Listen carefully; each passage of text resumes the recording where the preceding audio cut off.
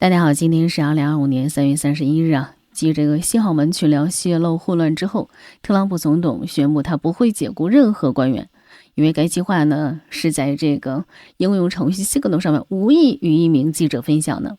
看到特朗普政府的这种容错率很高啊，这要是在我们国内早就什么引咎辞职啊，或者追几级这个责任，是不是？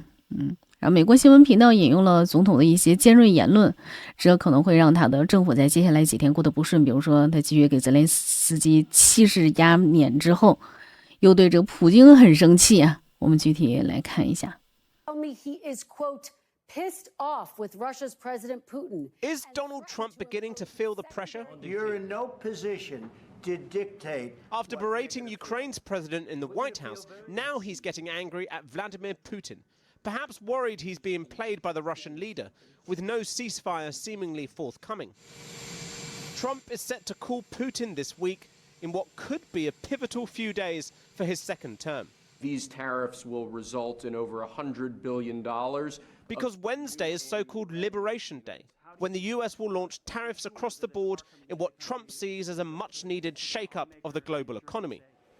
While Trump has announced a tax on imported cars, other details about his tariffs are still unknown. The UK is trying to sort out a deal with the White House, but has not ruled out retaliatory tariffs, which Canada is already threatening. We will fight the US tariffs with retaliatory trade actions of our own that will have maximum impact in the United States. The effect on American businesses and consumers could be crucial, given the economy was Trump's strength in November's election, and as some voters begin mobilizing against other maneuvers by the administration. This weekend has seen demonstrations across the country at Tesla dealerships, with protesters angry at owner Elon Musk, whose Department of Government Efficiency has made sweeping cuts. But these Tesla takedowns were in Democratic strongholds like Maryland and Washington, D.C. What about in Republican districts? Tax the rich! Tax the rich! This was the scene in Indiana, as voters confronted their Republican congresswoman, voicing concerns about tariffs, immigration policies, and the sharing of U.S. war plans on a group chat with a journalist. We demand the immediate resignation of Pete Hegseth, Michael Waltz, and the rest of the group chat. No, I will not demand their resignation. The Signal scandal involved National Security Advisor Mike Waltz, whose former seat in Congress is one of two up for grabs this Tuesday. Republicans are worried about keeping their slim majority in the House. Hence, President Trump just withdrew the nomination of Congresswoman Elise Stefanik to serve as the UN ambassador so as to avoid another election. Because in Wisconsin, also this week, there is a crucial vote for a seat on the state Supreme Court, with Elon Musk once again plowing millions of dollars into the race. Democrats are crying foul, but these elections will be the first test of a Trump administration unafraid to push the political limits. Well, earlier I spoke to the Democratic strategist Matt Bennett and asked him if Donald Trump's more adversarial approach to Vladimir Putin is a sign of cracks beginning to show in his administration. I think they are. I don't know if this Putin statement is one of those cracks, but it's clear that the incredible screw up over the Signal text chain certainly was the first time that Trump has kind of lost control of the narrative and the news cycle in this administration. If President Trump is having his toughest time yet, where is the opposition? The Democrats are all over the place, aren't they? They are. I think on one level, that's not surprising.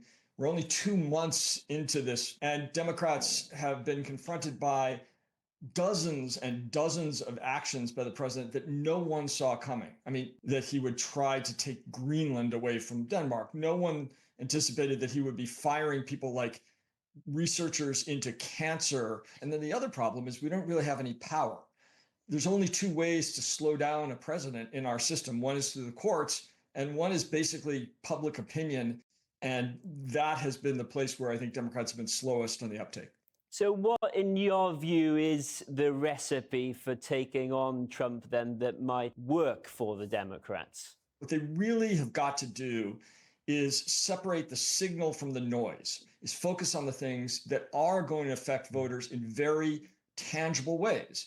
Raising prices through tariffs for no reason at all. We had a perfectly good economy that tariffs are only going to harm. That's the kind of thing the voters can understand. So you think that there's almost like a Trump trap, and the Democrats end up defending quite niche minority positions, institutions that the public doesn't necessarily like very much? Yeah, I think trap is a really good word. The Republicans have been very skillful about baiting traps for Democrats, and we have walked into them over and over. We can't be the defenders of the status quo. We can't say that bureaucracy is perfect and doesn't need to change. We need to be the ones saying, look, sure, we need change, not this change. No one voted for this chaos. But you know who didn't do that, who didn't have a particularly focused message, and who just sort of threw jelly at the wall and criticized everything? It was Donald Trump, wasn't it? I mean, he just said Biden was bad, just full stop. And he wasn't particularly strategic for the first sort of 2 or 3 years.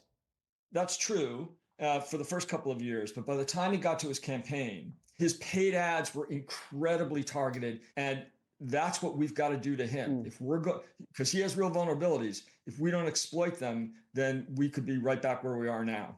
I've seen Republicans say, well, hang on, what if it works? What if the economy improves? What if the tariffs work? Then you're screwed. Yes, I think Democrats are willing to take that risk. It's very clear the damage that Trump is doing already to our economy. Prices are going up. The stock market is plummeting. UK exports are facing, like much of the world, a swathe of Trump tariffs this week. Do you think the UK, well, they seem to be trying to charm Donald Trump? Is that the right strategy, or should we be more Canada and stand up to him? It's a really tough problem, and I'm glad that I am not the prime minister of a country that's supposed to be allied with the United States at this moment, because it's pretty clear that trying to take on Trump and make him look bad is very risky. It's all about the way he believes he personally is being treated. So I think Prime Minister Starmer had the right approach. Matt Bennett, thanks ever so much for your time. Thank you. 所以大家对这个特朗普的评论也是莫衷一是啊，有两种观点，一种认为他就是很鲁莽，一种就是阴谋论，觉得是不是有什么阴谋在后面啊？我们都要从这个历史来看啊，那个时间过去之后，我们可能历史回顾的时候，才能真正的知道它到底是哪一种。今天到这里，谢谢大家。